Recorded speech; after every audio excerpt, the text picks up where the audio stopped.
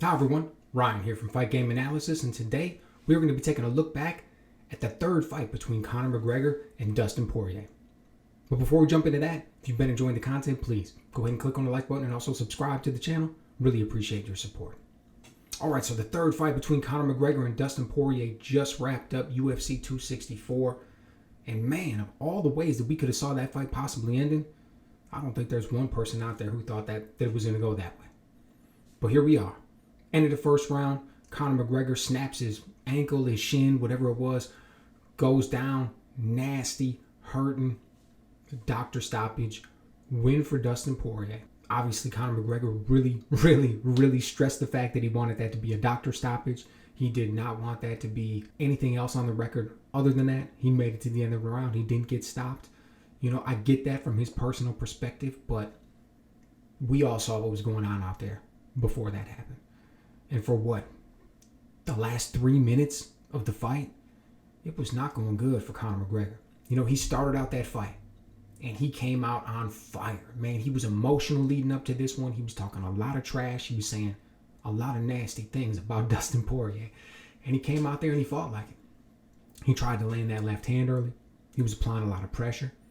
He was firing kicks into Dustin Poirier, into his thigh, into his knee, just attacking him with the kicks. Tried a couple spinning kicks, caught him with one while Dustin Poirier was trying to circle out with a spinning kick to the body, trying to land the left hand. But something just seemed off. Something quite wasn't the same. His timing wasn't quite there. He wasn't landing the left hand the way that he used to in past fights. One of the things that was always beautiful about the way that Conor McGregor strikes is the way that he was able to just draw punches and draw motions and actions out of opponents and just take that little half step back, and he would just counter over the top with that left hand and just smoke guys with it. He's got that just real, true one-punch knockout power. Beautiful accuracy. And he was able to go out there and just get it done against so many people, including Dustin Poirier in their very first fight. In their second fight, hit him with a beautiful shot. Poirier talked about how much he was hurt, and if Conor would have followed up on him, could have been the end of that. But this fight, something looked different. Something was off. Anyway, he tries to go out there. He tries to apply all this pressure. Not too long, he's taken down. And once he gets taken down, I mean, it wasn't even close. He tries to jump on that guillotine. That goes nowhere fast. Clearly, he's outmatched when it comes to grappling against Dustin Poirier. Poirier's able to hold him down. He's able to land some nasty elbows, opens up the cut.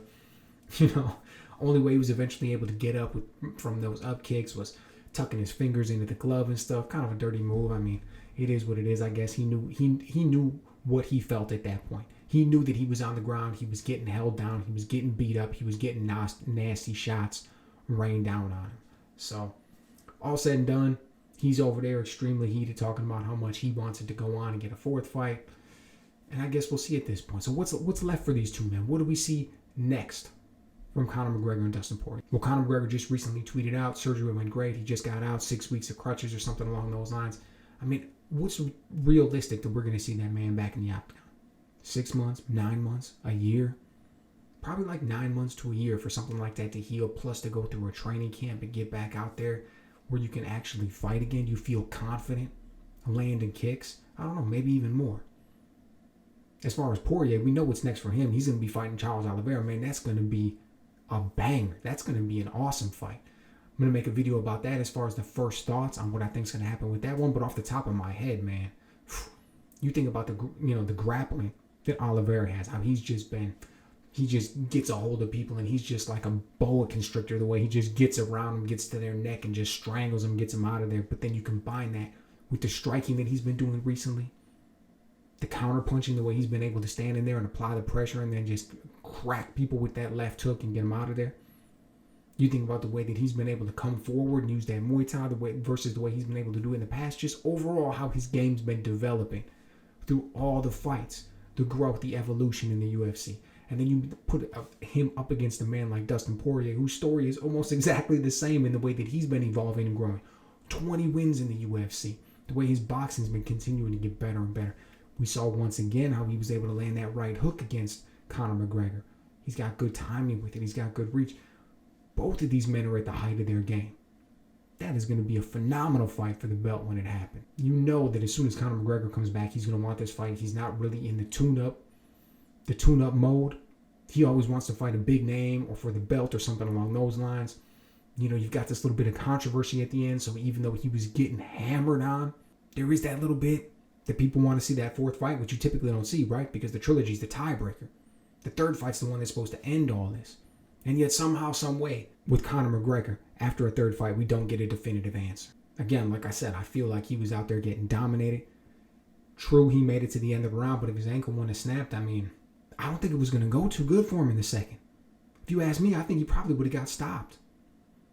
I think Dustin Poirier has his number. I think these guys can fight a bunch of times, and it's going to go bad a bunch of times for Conor McGregor, man. That's just what it is at this point. You include the psychological factor, I just think he's got his number. I think these guys can fight again later this year, next year, the year after that, 2025. I really don't think it matters. I think Poirier's on the rise. He's in the prime of his career. He's looking good. All the confidence in the world. And I think Conor McGregor is just at a completely different point. I think the height of his career has already passed us. Now, let me tell you, that was quite a height. When he was at the absolute apex, the peak of his career, that was the tip of Mount Everest, man. The champ. He did it all. But at this point, right here, right now, Dustin Poirier will get him. Got him last night. They fight again. I think he's going to get him again. Let me know what you guys think. What do you think Conor McGregor should do when he gets back? How long is it going to take him? And when he does get back, what's next for him? Should it be an immediate rematch with Dustin Poirier? What if Poirier has the belt? If they got an immediate rematch, that would put McGregor in a title fight, coming off with the 2 stoppage losses. Man, that would be crazy. And what do you guys think is going to happen between Poirier and Charles Oliveira when they meet? So let me know what you guys think.